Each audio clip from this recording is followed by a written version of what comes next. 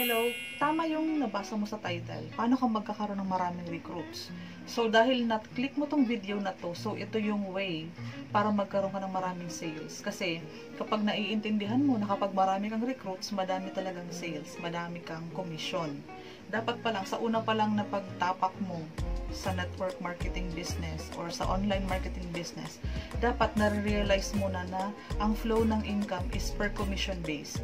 At kaya ako ginawa tong video na to para i-share sa'yo yung mga iilan sa mga na-try kong gawin sa loob ng 6 na taon na pag-networking. Simula Saudi kasi, nang nag-Saudi ako, doon ako nagsimula and wala akong masyadong knowledge about paano talaga yung proper pag-network or pag-refer or pagkakaroon ng malaking team. So, sa tagal ko na din na pag-networking, may mga natutunan na ako at i-share ko yan sa video na to. So, stay tuned.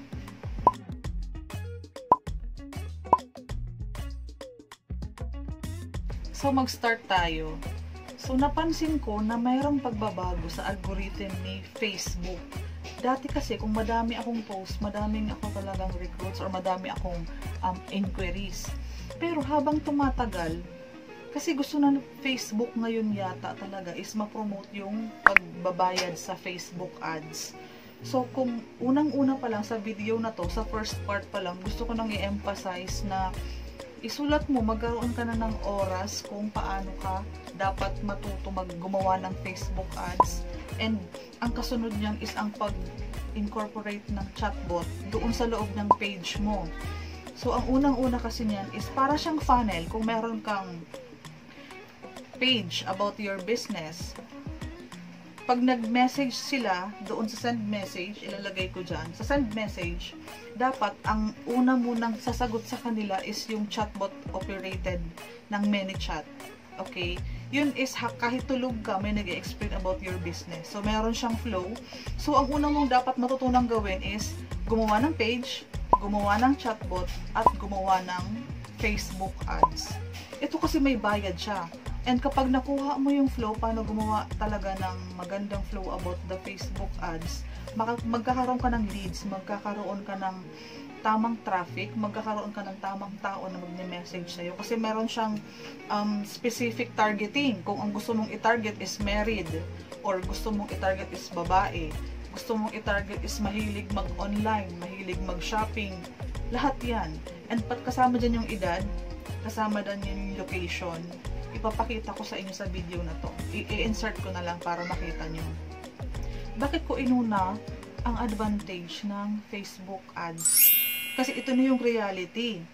Nagtatry kasi ako mag-post. Yung free marketing, yung free Facebook marketing is mag-join ka sa mga buy and sell. Halimbawa, mga Divisoria buy and sell group. Ang tao dyan is 300,000 members. Mag-join ako sa mga ganito, sa Lazada. Maglalagay ako ng picture sa gilid. Yung Lazada is mga 200,000 members. So, ang dami, di ba?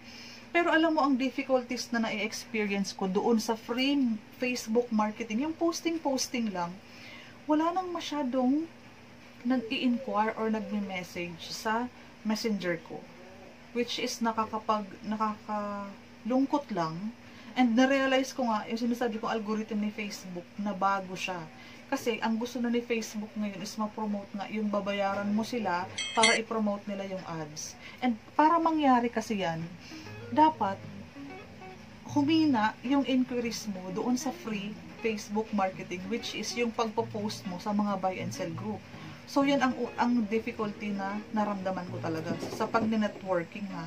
Kasi dati, mga 3 years ago, 4 years ago, 3 years ago, mga ganun. Kapag nag-post ako sa buy and sell group, hindi pa ako nakakapag-post ng 10 groups na merong 100,000 members pataas. Pinuputak din ako ng inquiries. Baha na yung comment section, baha na yung inbox ko, pati yung spam, pati yung request messages. Puno na siya. As in, nabibisi na ako umaga pa lang. Pero, itong mga nakalipas na buwan, mag-post ako, hindi na ganun kadami ang inquiries. So, napag-isip-isip ko na, pinapromote na nga pala ni Facebook ngayon is nabayaran mo sila, na gawin nilang trabaho nila to the ads, i-expose nila yung post mo. Gagawa kasi ng sarili mong caption looking for house mom, housewife na gustong kumita sa bahay nila, PM me, tuturuan kita. And then maglalagay ka ng isang picture, kagaya niyan, parang nag-i-invite ka ng mga mag-home base business or home base na work. Yun. Pag nag-click sila doon, magme-message sila, si Facebook na ang naghanap ng tao para mag-message sa'yo. So, babayaran mo si Facebook. Yan yung Facebook ads with bayad per day yan. And pwede mo siyang iset up ng 7 days to 1 month. Depende sa'yo. Mamumuhunan ka ngayon. Kasi, ito, kung gusto mo talaga magkaroon ng maraming referral. Okay? Ito na. Ang next na, kung gusto mo talaga magkaroon ka ng maraming referrals, mag-focus kasi hindi mo kakilala. Mag-focus ka sa mga strangers talaga. So, talagang may power ang pagpo-posting. Ngayon, habang nagkakaroon ka ng Facebook ads na binabayaran mo si Facebook na i-post yung post mo, sabayan mo din siya ng free Facebook marketing. So, kailangan talaga consistent ka lang sa pagpo-posting. Okay. And beforehand, dapat kasi bago ka talaga makapag-posting, dapat nakaredy na yung mga materials mo. Dapat alam mo na kung ano ang mga pwedeng itanong ng client mo or ng prospects mo. Para lahat ng tanong nila, masagot mo. And dapat easy access ka na. Dapat nakagawa ka na ng group chat kung saan nakatago yung mga materials mo. Dapat nakalagay na siya dyan. Para anytime na kailangan niyang magtanong about the business, andyan na yung captions mo, explanation, and yung link ng video. Next na tanong niya, ano yung mga products mo.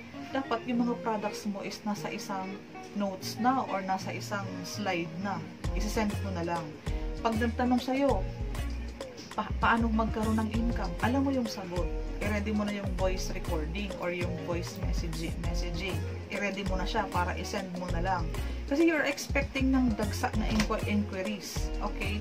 So, dapat, lahat ng pwede nilang itanong, alam mo na yung sagot para hindi ka mangarag, hindi ka magkaroon ng cramming na sinasabi. So, that's beforehand. So, dapat alam mo na yung mga ganong setup. Dapat ready ka na muna bago ka sumabak. Okay? Para yung oras, yung maging effective yung pag-explain mo. Kasi kapag may sinusunod ka kasing flow, kung paano ka mag-prospecting, mag-send ng referral, ng inquiry sa mga referrals mo, hanggang ma-add mo sila sa group chat mo, at hanggang mailista mo sila as for follow-up. Kasi interested. Okay? Ito na yung keyword. Hindi kita sinasabihan na in one day magkaroon ka ng 20 referrals or 50 referrals or 100 inquiries. Ngayon ko napagtanto sa pagtagal ng panahon na hindi pala ako dapat talaga nagbabase sa quantity in a day, ha. Alam mo yung kapag sa 100, kapag yung 100 prospects mo, hindi mo na i-explain ng maganda yung business. Kasi nag-shortcut ka. Minadali mo ang pag-explain. Hindi ka nakapagbigay ng tamang oras doon sa importanteng questions nila. Kasi divided into 100 yung time mo for the whole day. Dati ako ganyan.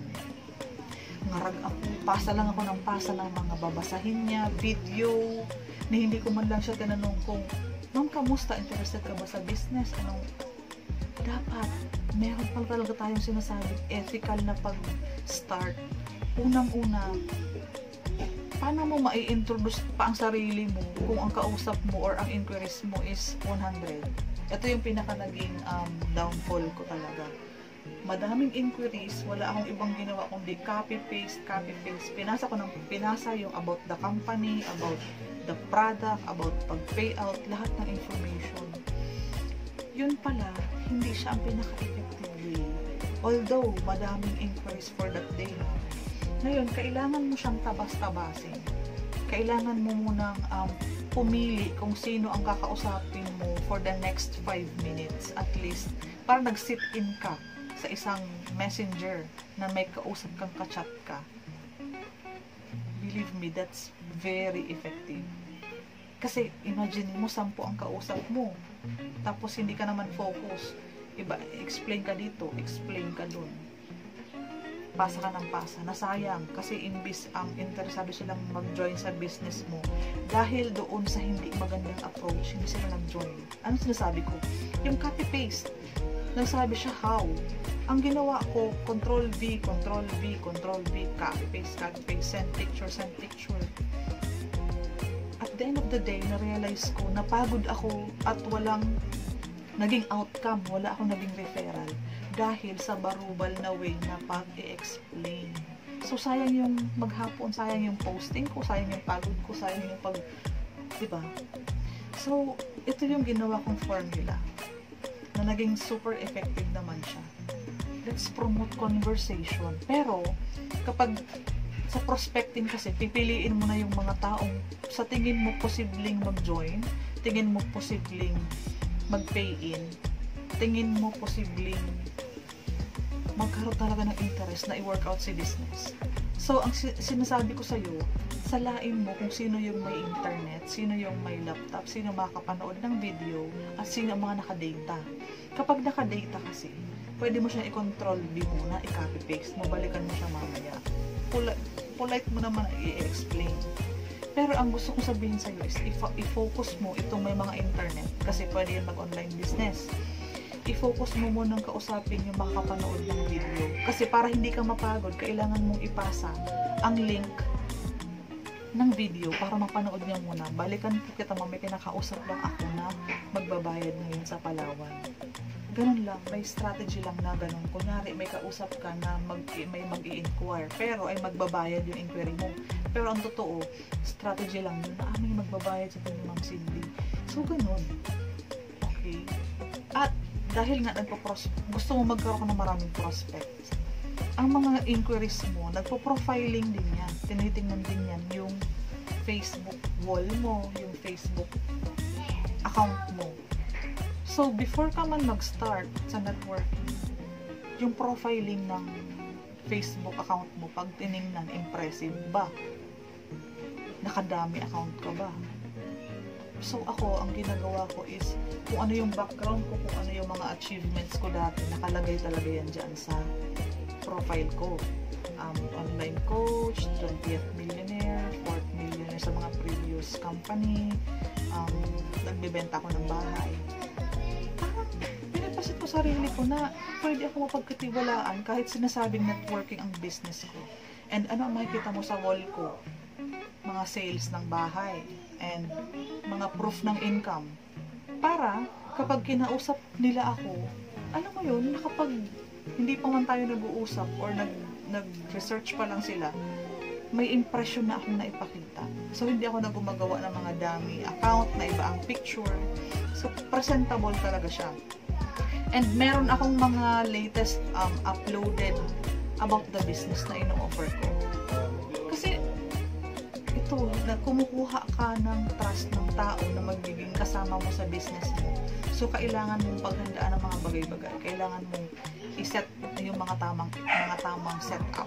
Okay? Ito na.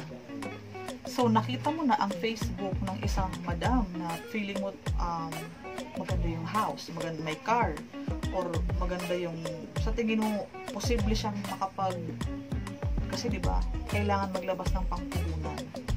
So, yun muna i-focus mong kausapin. And ang pinakauna mong pwedeng dyan, mag-introduce ka ng sarili mo para magkaroon siya ng maging comforting yung pag-start ng conversation mo na ay nagpakilala mo na siya. Okay? And tanungin mo muna kung ano yung needs, kung ano yung trabaho para ma-hit mo agad yung soft spot niya. Halimbawa, ako ang pinalagi kong introduction. Kumbaga, hi, I'm Coach Cindy. Matagal lang ako nag-online. And ito po ang aking income source. And totoo talagang kumita ako dito. Kayo, ma'am, ano po ang pinagkakakitaan mo? Along the way, kung ano lang yung mapag-usapan yung flow and matatakal yung difficulties sa income source. Ma'am, halimbawa, oo nga ma'am, mahirap ang buhay kasi may pandemic eh. So, kailangan talaga natin magkaroon tayo ng online business. Kasi nasa bahay lang tayo. Ang income nito, ma'am, direct na sa Gcash mo, sa BDO mo. Eh, oo nga, ano, ma'am? Magkano ang puhunan dyan, ma'am? Isabi mo na yung puhunan. Kung kaya mo nang ilatag. And kapag nagkaroon ng interest, ma'am, introduce mo na, may product. Ito yung product, ma'am. Maganda ang products nito. I-introduce mo na kung ano yung mga gusto mong i-introduce doon sa script na nakahanda. Dapat alam mo na ang bala bago pa man itanong, nakahanda na, di ba? Ma'am, paano yung payout dyan? Isabi mo na yung payout. And lahat ng details, kung sino yung CEO, kung sino yung ganito, ganyan. Dapat alam mo na yung before ka mag-prospecting. Kasi sayang yung oras na, ay hindi ko alam, tapos tawagan mo yung upline mo. Eh, what if busy yung upline mo? So, nag-antay na yung interesadong tao na supposedly mag-join sa'yo. So, dapat prepared ka talaga bago. And before ka talaga mag-start, para magkaroon ka talaga ng maraming referrals, kailangan mo munang mag-research and magkaroon ng proper orientation. Kasi importante yun. Dapat alam mo muna kung ano yung i-present mo bago ka mag-start para walang masayang na oras. And talagang kumbaga yung mga referrals mo makapag-join kasi na-present mo ng maayos yung business. Kasi gusto mo magkaroon ng maraming referrals dapat gandahan mo yung flow, gandahan mo yung pagkasunod-sunod. Magkakaroon ka ng maraming referrals kung consistent ka sa ginagawa mo as in on daily basis. Magkakaroon ka ng maraming referrals kung masipag ka mag-follow up. Kasi may mga taong walang pangpuhunan ngayon, malay mo naman next month or next week. So, importante, yung sinasabi ko sa iyo na kapag interesado, huwag kang mahihiya kung tatanungin mo sila na, ma'am, ilang percentage ba na interesado kang mag-start ng business? Huwag kang ma-offend, ma'am. Ito, ma'am, pinaghahandaan lang kita, ma'am. Kasi, kapag nag-decide ka na maging business partner ko o makapag-join sa team namin, may ino-offer kami free training, may free Google Meet meetings kami. Yan, mga ganun. Kaya ginagawa ko, tinatanong ko kung 50-50 ba siya. Or, ma'am, pwede mong sabihin kung hindi ka interesado para huwag na katang i-message bukas or huwag na katang i-update. Pag interesado naman, ma'am, okay lang ba habang wala, hindi ka pa member? Pwede bang sendan ka ng mga additional details para orientation proper na natin, hindi ka pa man nagpe-pay-in? Para matulungan kita, ma'am, about the strategies. Pwede bang i-message kita araw-araw about ganito, panoorin mo tong video na to. Kasi, lalagyan mo na ng star yung mga nagsabing magbabayad sa ganitong araw. And, humingi ka na ng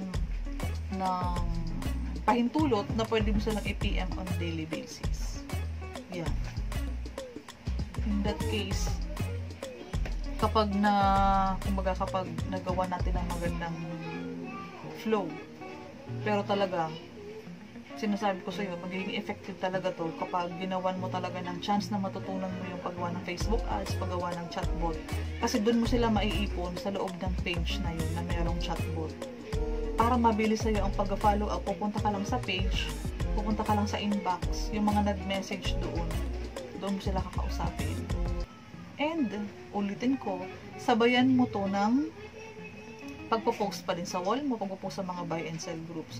Consistently, kung mas marami ka kasing post, mas marami kang prospect, mas marami ka talagang magiging commission kapag nag-join sila sa team mo.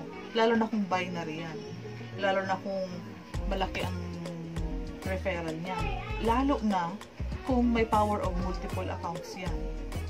Ang alalahanin mo lang talaga sa video na to, kung mahaba na kailangan ko na itong putulin, is kapag madami ka talagang referrals, malaki talaga ang pwede mong kitain sa commission. And pwede mo siyang kitain depende sa offer ng company, kung real time ba ang payout niyan, kung daily ba ang payout niyan, kung every week ba yung payout niyan.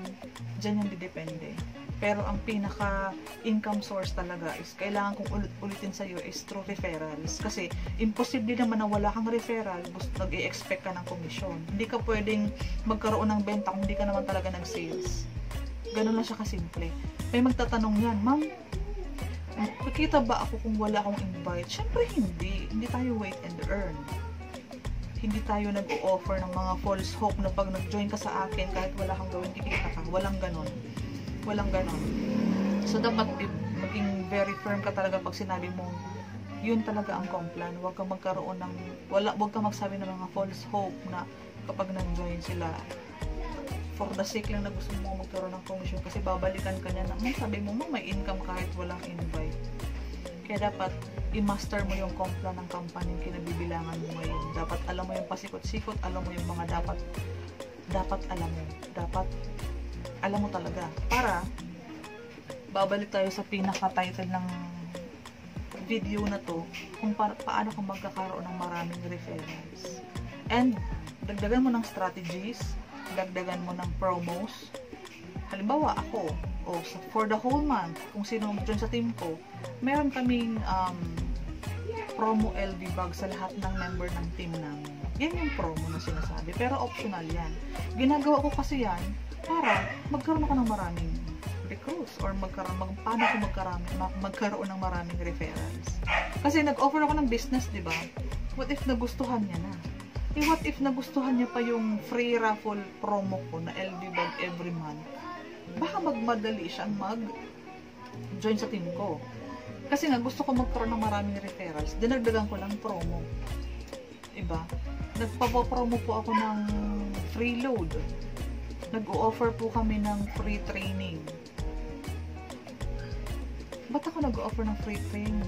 Kasi gusto ko magkaroon ng maraming referrals. So, may sa technical, sa strategy, sa approach, kailangan mong mag-research, yung pang sarili mong research. Kasi ang sinabi ko kasi ngayon is, kung ano lang yung talagang natutunan ko for the past 5 years ng pag-network, na may mga bagay na naging effective, may mga bagay na hindi naging effective. Kaya dapat maging ethical pa din talaga yung pagpo-prospecting mo. Para magbasaya yung oras mo, para lahat ng pwede mong makausap or paglalaanan mo ng oras is posibleng mag-join sa'yo. Kasi ganun talaga ang business. Hindi lahat gusto ng networking. Malay mo naman, open-minded yung kausap mo. And may pangpuhunan. At sa ganda ng flow, at sa ganda ng way ng pagkaka-explain mo, nasagot mo lahat ng objections niya. Kahit ayaw niya sa networking, dahil na maganda yung pagkaka-present mo at natuwa siya, pwede siyang sumubok. Okay? And kapag may proper way ka kasi, kapag may proper flow ka, malilesen yung rejections mo. Kasi tama yung approach mo, tama yung mga target people mo. I-maximize mo yung time, i-minimize mo yung mga failure, gumawa ka ng flow, mag-research ka ulit kung ano yung gusto mong maging setup. Pero i-remind kita, kailangan mo talagang aral ng Facebook ads and ang ManyChat kasi lahat ng mga top earners, yun ang halos ginagawa ngayon. And nakikita ko na ang dami nilang referrals na dahil automated na ang pagpo-promote nila. Namuhunan sila and binigyan sila ni Facebook ng madaming sales, madaming referrals. And pag maraming referrals, maraming commission. And from that commission, doon nanggagaling yung binabayad nila sa Facebook ads. Hindi pa madaming networker ang gumagawa nito. And gusto kong i-orient ka sa video na to na malaking kapakinabangan sa mga susunod na taon na pag-network mo kung marunong ka. Mahaba na masyado. Bye!